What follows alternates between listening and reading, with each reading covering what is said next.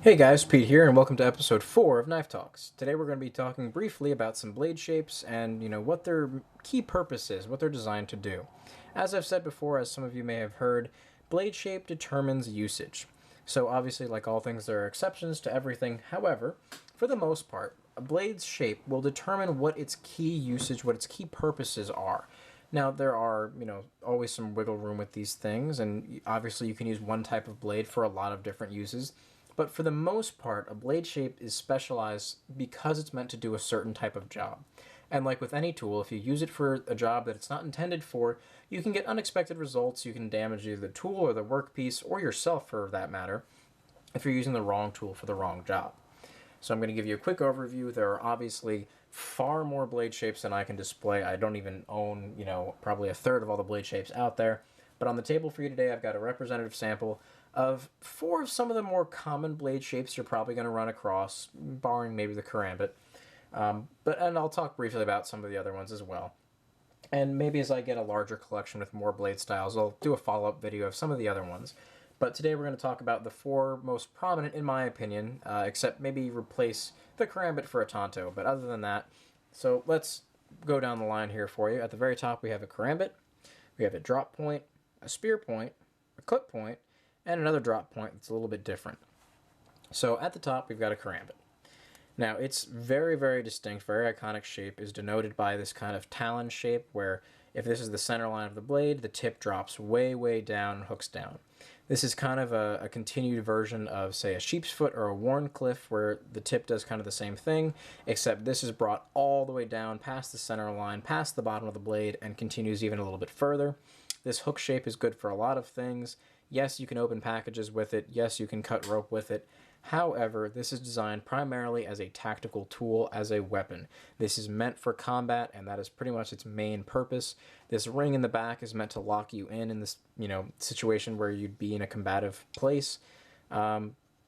Obviously, yeah, you could probably use this as a glass breaker as well, but this is meant for combat, not utility. Just keep that in mind if you're going to be carrying it, that is the first thing on pretty much everyone's mind, including the law. So if they see you with it, you might get some strange looks, you might get fined, you might even get arrested depending on what your state's local laws are, so always check that first. Now, next up here, we have a drop point. This is my Benchmade Griptilian. Now, this is a very, very standard blade shape. It's very basic, very simple, very tried and true. It's denoted by this tip right here. It's called a drop point because it's below the level of the spine here. It drops down like so.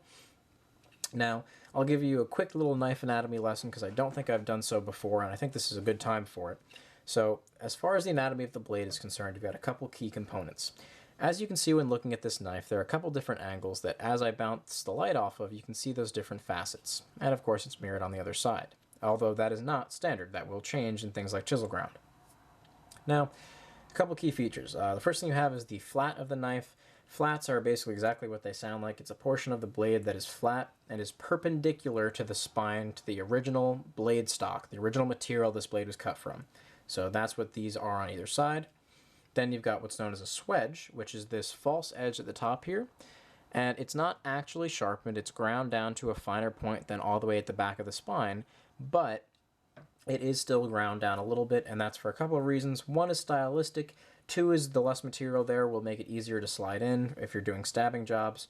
And again, mainly just stylistic.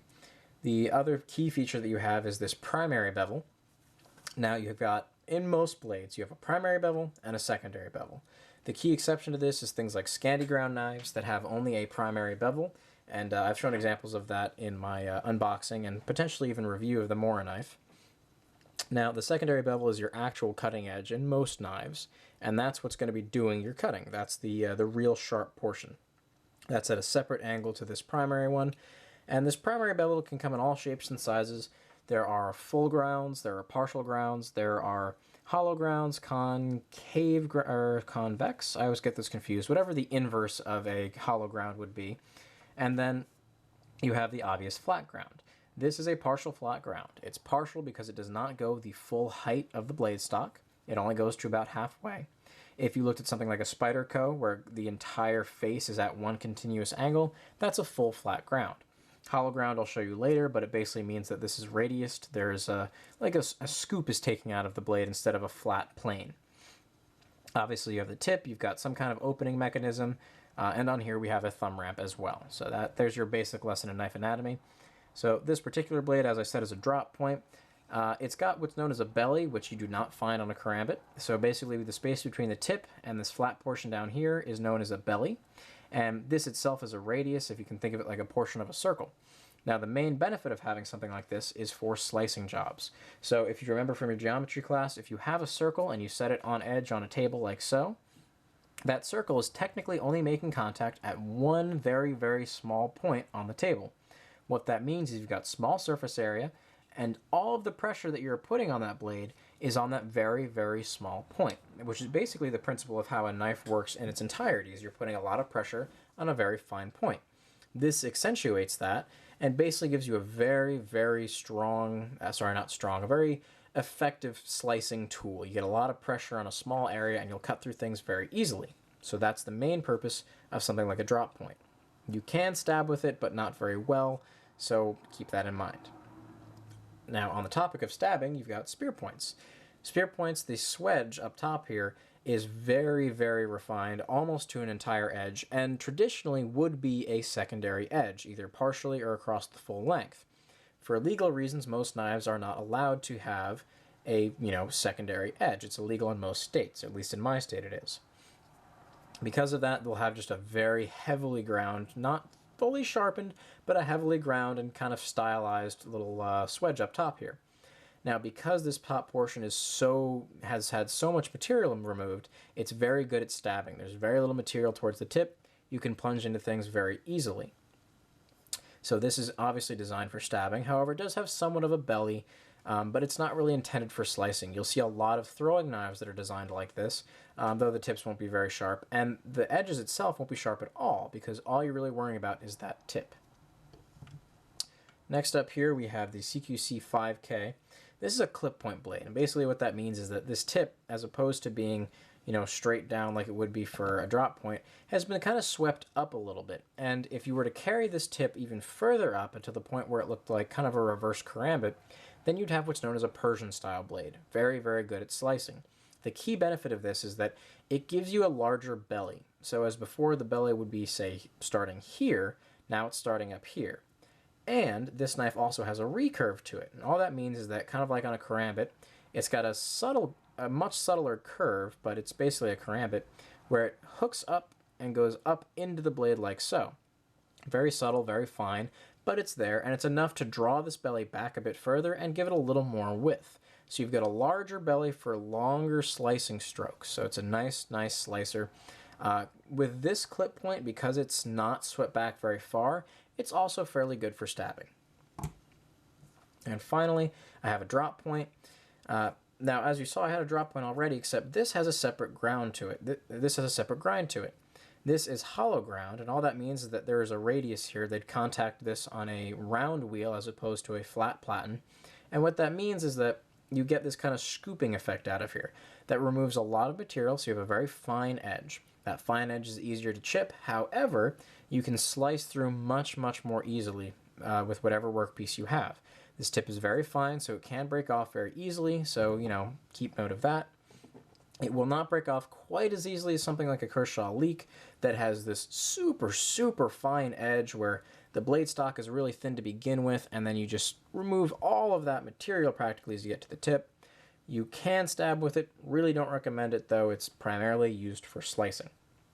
So now that we've kind of walked you guys through some of the main blade shapes that you might run into and talked about their usages a little bit, I'm going to finish off just by saying that there is certainly a wide range of tasks you can do with any one of these knives. They are all multi-tools in and of themselves.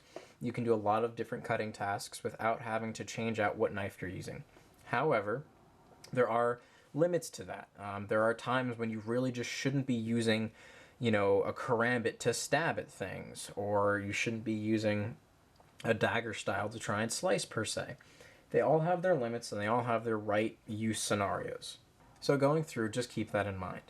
Now, obviously, you can, have multiple knives on you. That's what I do. But if you can't afford to have multiple blade shapes on you for different jobs, pick a good middle ground. For the most part, that's going to be your drop point or your clip point, whether it has a recurve or not.